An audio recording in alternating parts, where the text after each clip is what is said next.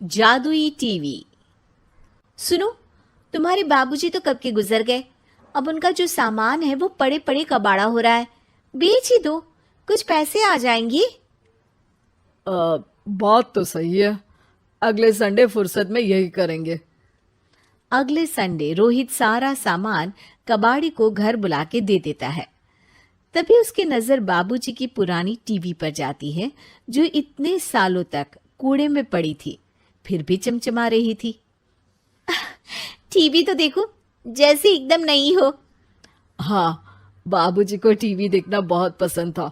उनका सपना था कि वो टीवी पे आए। एक बार मौका भी था जब वो अपने गांव के गाने सुनाने किसी चैनल पर जाने वाले थे, पर मैं और मेरा भाई लड़ पड़े और बाबूजी को घर पर ही रुकना पड़ा। चला के देखें क्या? हाँ हाँ, क्यों नहीं, देख लेते हैं। पर शायद ही चले। बाबूजी ने उस लड़ाई के दिन के बाद टीवी देखना ही छोड़ दिया था। टीवी चालू करने के लिए उसमें केबल वायर लगा दिया जाता है। एक न्यूज चैनल चालू हो जाती है। स्वर्ग की सीढ़ी के रास्ते हैं तीन, तीनों के तीन रास्ते हैं संगीन। पहला रास्ता है सांप की बीन, दूसरा रास्ता घर में बिछा कालीन, तीसरा रास्ता कलकत्ता से चीन। ये क्या बकवास खबर है, कुछ अच्छा लगा दो। अरे आप बोलो तो सही, कोई अच्छी खबर सुना देता हूं। मेरा तो काम ही खबर देना है। अरे बाप रे, टीवी बात कर रही है। हाँ, ये न्यूज वाला मुझसे। हाँ हाँ, आपसे ही तो बात करूंगा ना, आपके घर में हूं तो। अरे ये सपना है क्या? तुम हमसे बात नहीं कर सकते? अरे सपना नहीं भाई साहब, ये टीवी जादुई टीवी है। बोलो, क्या खबर सुननी है, वरना ब्रेक लेने का टाइम आ जाएगा। सुप्रिया घबरा के टीवी बंद कर देती है। वो क्या था? अरे एक बार और चालू करके देखे, फिर से बात करेगा तो चैनल बदल देंगे। सुप्रिया फिर टीवी चालू कर देती है। अरे ऐसा कोई मुंह पे टीवी बंद करके जाता है क्या? मुझे बुरा लगा आपका नेचर। चाय पानी तो पूछो। सुप्रिया टीवी के बटन से चैनल बदल देती है। अब टीवी पर एक फिल्म चल रही है। अरे ये तो सूर्यवंशम है ना? हाँ, और ये ठाकुर को जहर की खीर दे दी और उसको पता भी नहीं है। ए भाई, खीर मत पीना, उसमें जहर है, मत पीना। ठीक है महाशय, जैसा आप कहें। हाँ। अरे, आपकी बात मान ली, पूरी पिक्चर ही अब तो बदल जाएगी। मतलब ये सच में जादुई टीवी है? तभी वहां कबाड़ी आ जाता है। भैया, टीवी के 150 रुपए दूंगा, चलेगा? अरे 1.5 करोड़ में भी ना दे तुमको ये टीवी हम।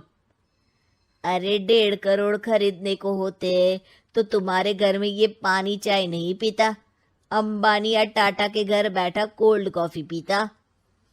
रोहित कबाड़ी का हिसाब करके उसे वहां से चलता करता है और अपने भाई शशिकांत को फोन लगा के बुलाता है। शशि थोड़ी ही देर में वहां पहुंच जाता है। क्या हो गया भैया? अरे बाबूजी का टीवी याद है? हाँ हाँ, जिसमें घुसे रहते थे हमेशा वो, और अपने को कुछ नहीं देखने देते थे। अरे वो अब जादुई टीवी बन गया है।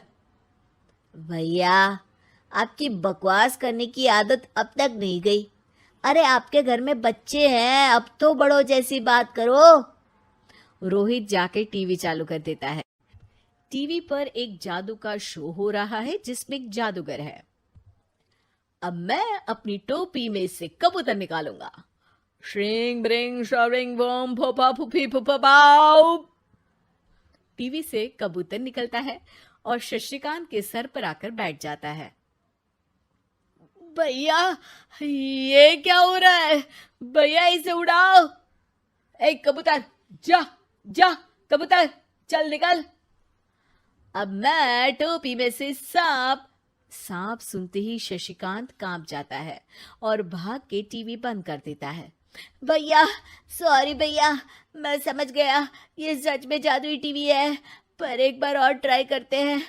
पर भाभी, कोई दूसरा चैनल लगाओ। हाँ, जिसमें डर ना लगे। सुप्रिया टीवी चला देती है और न्यूज लगा देती है।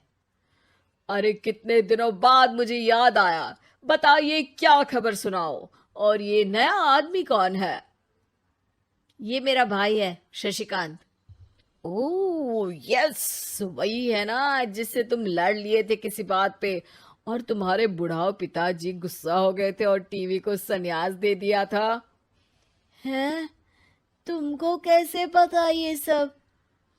इस टीवी में रहने वाले आदमी से लेकर कबूतर तक को तुम्हारे बाबूजी और तुम्हारी बातें पता है, इसलिए तो ये जादुई टीवी है।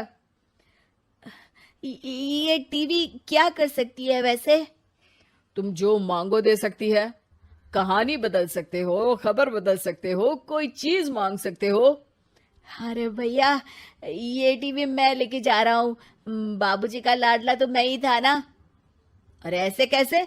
मैं बड़ा बेटा था, अब तक मेरे घर में टीवी थी ना। अब तक कहाँ गए थे पिताजी के लाडले? तुम्हारी गलती का एहसास भी है। अरे भैया, ज्यादा ना बोलो वरना भूल गए आपके दांत तोड़ दिए थे मैंने उस लड़ाई में। मेरी बीवी के सामने मेरी बेइज्जती करता है। रुक। दोनों भाई हाथापाई पे उतर जाते हैं। रुक, बताता हूं तुझे कि कौन बड़ा है। अरे छोटे का दम तो देख लीजिए आप। ये खबर आपके बाबूजी को देता हूं। तभी टीवी अचानक बंद हो जाता है। अरे शायद टीवी नाराज हो गया। और लड़ लो, आए बड़े खली बनने। टीवी से एक तेज रोशनी निकलती है और टीवी में बाबूजी दिखाई देते हैं। बाबूजी आप? इतना चकरा क्यों रहा है? अपने बाप को नहीं पहचानता क्या? ये तो ऐसा ही है बाबूजी। प्रणाम बाबूजी। अरे चुप कर, तुम दोनों ही उल्टे हो। तुम्हारी वजह से मैंने टीवी में आने के सपने को छोड़ दिया, तुम्हारी लड़ाई की वजह से। और तो और, जितना मैं अपनी बीवी को नहीं देखता था उतना टीवी को देखता था, वो भी छोड़ दिया तुम दोनों की लड़ाई की वजह से। और अब मरने के बाद जब मैंने टीवी को जादुई टीवी बना दिया तो भी तुम इसका फल लेने की जगह लड़ रहे हो। अरे तुम तो लायक ही नहीं हो। अब तुमको बाबा जी का ठुल्लू भी नहीं मिलेगा। बाबूजी चले जाते हैं। टीवी बंद हो जाता है। रोहित और शशिकांत गिड़गिड़ा के टीवी के सामने हाथ जोड़ के बाबूजी को बुलाते हैं, पर टीवी सिर्फ धुआं निकालता रहता है।